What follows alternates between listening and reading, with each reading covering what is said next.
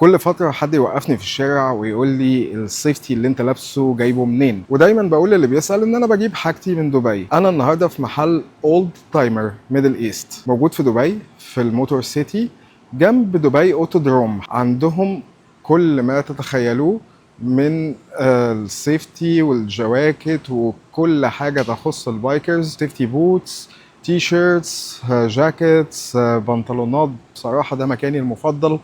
one stop I can get everything. وكمان عندهم مركز صيانه بروفيشنال جدا. اي حد محتاج سيفتي وجات له فرصه ان هو يكون موجود هنا في دبي لازم يجي يزور محل اولد تايمر. الفيديو ده مش اعلان ولا حاجه، هو بس انا حبيت اشارككم علشان الناس اللي بتسال. انا بصراحه يعني المكان ده من الاماكن المفضله بالنسبه لي، وكل لما اجي دبي لازم ان انا اعدي اشتري حاجه. انا بحب ماركه الباين ستار جدا، فالنهارده اشتريت التي شيرت ده واشتريت الفوم بتاع تنظيف الخوذه. كنت بفكر اشتري شوز تاني غير اللي عندي بس قلت لا، عندي والجلافز عندي وعندي جاكيتين.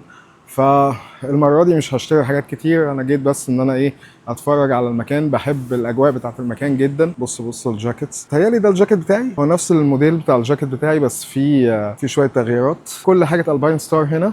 انا بحب البراند ده جدا، وهم وكيل خوذ اراي، وشايف ان هم كمان بقوا بيجيبوا اي جي في. انا كنت بجيب الاي جي في من وكيل اي جي في من مكان تاني في دبي هنا برضو. اي حد حابب يجي هنا يكتب بس على جوجل مابس اولد تايمر ميدل ايست. البوت ده حلو قوي بس كبير جدا. الديزاين ده اول مره اشوفه من اي جي في، بنوتي قوي بس حلوه يعني. دي خوذه احلامي بيستا، ثمنها 100,000 جنيه، يمكن دلوقتي اكتر كمان. الفايزرز موجوده وكل ما تحلم بيه، كل اللي نفسك فيه هتلاقيه. ركب بقى وكيعان وكل الحاجات دي. تعالوا اولد تايمر.